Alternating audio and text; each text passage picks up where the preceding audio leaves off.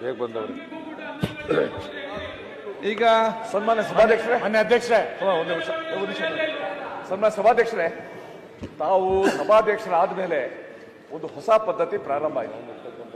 ನಮ್ಮೆಲ್ಲರಿಗೂ ಕೂಡ ಒಂದು ಮೆಸೇಜ್ ಬರ್ತದೆ. ನಾಳೆ ಬೆಳಗ್ಗೆ 10 ಗಂಟೆಗೆ ಸದನ ಪ್ರಾರಂಭ ಆಗುತ್ತೆ. ತಾವೆಲ್ಲರೂ 9:15ಗೆ ಉಪಸ್ಥಿತರಿರಬೇಕೆಂದು ಸಭಾಧ್ಯಕ್ಷರಿಂದ ನಿರ್ದೇಶಿತರಾಗಿದ್ದೇನೆ ಅಂತ ನಮ್ಮ ಪ್ರತಿ ಸಲ ಮೆಸೇಜ್ ಬರುತ್ತೆ. ನಾವು 9:15 ಬಂದು ಈಗ 11 ಗಂಟೆ 10 ನಿಮಿಷ.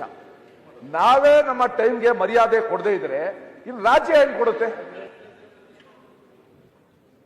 ಓಕೆ, ಈಗ ಹೇಳಿದ್ರಲ್ಲ, ಅಲ್ಲ ಅದು ಅಲ್ಲಿ ಇವತ್ತು ಉತ್ತರ ಕೊಡಬೇಕಾದ ಒಬ್ರು ಸಚಿವರಿಲ್ಲ. ಆಯ್ತು, ಮುಖ್ಯಮಂತ್ರಿಗಳಿಲ್ಲ, ಉಪಮುಖ್ಯಮಂತ್ರಿಗಳಿಲ್ಲ, ಗೃಹ ಸಚಿವರಿಲ್ಲ, ಅಬಕಾರಿ ಸಚಿವರಿಲ್ಲ, ಸಣ್ಣ ನೀರಾವರಿ ಸಚಿವರಿಲ್ಲ. 9:15 ನಂಬರ್ ಕೇಳಿದ್ರಿ, ನಾವ್ಯಾಕೆ ಮುಂಚೆ ಬರ್ಬೇಕು? ಓಕೆ, ಅಥವಾ ನಿಮಗೆ ನಿಮ್ಮ ಮಾತು ಬಗ್ಗೆ ವಿಶ್ವಾಸ ಇಲ್ವಾ?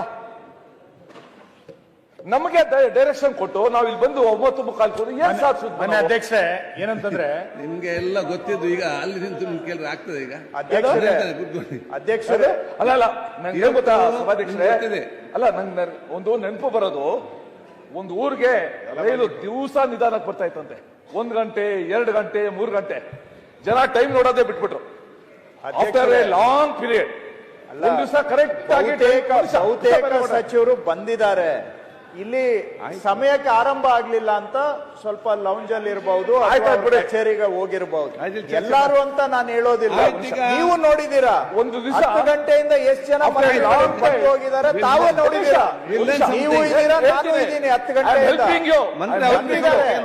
ಒಂದು ದಿವಸ 1 ಗಂಟೆ ತಡವಾಗಿ ಆರಂಭ ಆಗಿದ್ರಿಂದ ಅಲ್ಲಿ ಇಲ್ಲಿ ಹೋಗಿರ್ಬಹುದು ಅಷ್ಟೇ.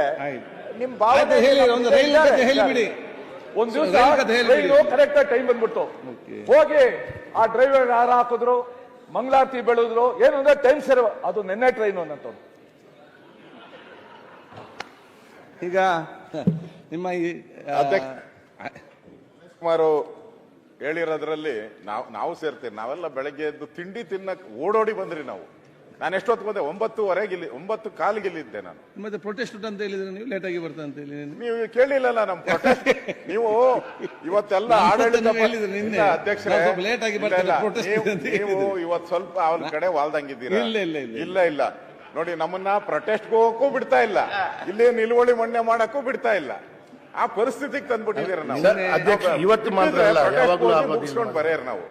ಈಗ ಇಲ್ಲಿ ನಿಲುವಳಿ ಪ್ರೊಟೆಸ್ಟ್ ಎರಡನ್ನೂ ಒಂಥರ ಮಧ್ಯೆ ಸಿಕ್ಕಾಕ್ಸ್ಬಿಟ್ಟಿದ್ದಾರೆ. ಈಗ ಒಂದು ತಮ್ಮ ಸಲಹೆ ಸೂಚನೆ ನಾನು ಸ್ವೀಕರಿಸ್ತೇನೆ ಸಕಾರಾತ್ಮಕವಾಗಿ.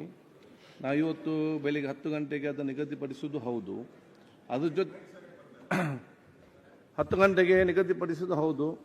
ಅದ್ರ ಜೊತೆ ನಾನು ಹೇಳಿದ್ದೇನೆ, 10 ಗಂಟೆಯಿಂದ ಫ್ಲಾಗ್, ನಮ್ಮ ಈ ವಿಶ್ವದ ಅತ್ಯಂತ ದೊಡ್ಡ ರಾಷ್ಟ್ರಧ್ವಜ ಅದು ಭಾರತದ್ದು, ಅದನ್ನು ನಾವು ಅಲ್ಲಿ ಅನಾವರಣಗೊಳಿಸಿ ಒಂದು ಕಾರ್ಯಕ್ರಮ ಇದೆ ಅಂತೇಳಿ ನಿಮ್ಮನ್ನೆಲ್ಲ ಆಹ್ವಾನಿಸಿದ್ದೇವೆ. ಅಲ್ಲಿ 10 ಗಂಟೆಗೆ ಪ್ರಾರಂಭ ಮಾಡಿ, ನಿಮ್ಗೆ ಗೊತ್ತಿ ಒಂದು ಕಾರ್ಯಕ್ರಮ, ಅದು ಒಂದು ರಾಷ್ಟ್ರಧ್ವಜದ ದೇಶಭಕ್ತಿಯ ಅನಾವರಣ, ಆ ಒಂದು ಸಂಕೇತವಾದ ರಾಷ್ಟ್ರದ ಅನಾವರಣ ಮಾಡುವಾಗ ಅಲ್ಲಿ ಕೆಲವೊಂದು ಸಮಯ ತಗೊಳ್ತದೆ. ಸೊ ಅಲ್ಲಿ ಅದು ಮುಗಿಸಿ ಇಲ್ಲಿ ಬರುವಾಗ ತಡವಿತಲ್ಲದೆ ಬೇರೆ ಎಲ್ಲಿಯೂ ಕೂಡ ನಾವು ಅದನ್ನು ನಿಮ್ಮ ವರ್ಣರಂಜಿತವಾದಂತ ಆಯ್ತು. ಇನ್ನು ಮುಂದಕ್ಕೆ ನಿಮ್ಮ ಪರಿಗಣಿಸಿ. ಮುಂದಕ್ಕಿದ್ರ ಕಾರ್ಯಕ್ರಮ ಇಡಬೇಡಿ ನೀವು, ದಯಮಾಡಿ. ಪ್ರತಿದಿನ ಒಂದೊಂದು ಕಾರ್ಯಕ್ರಮ ಇಡಬೇಡಿ. ನಿಮ್ಮ ವರ್ಣರಂಜಿತ ವ್ಯಕ್ತಿತ್ವ ನಮಗೆ ಗೊತ್ತಿದೆ, ಅದನ್ನು ಕೂಡ ಸಲಹೆ ತಗೊಳ್ತೇನೆ.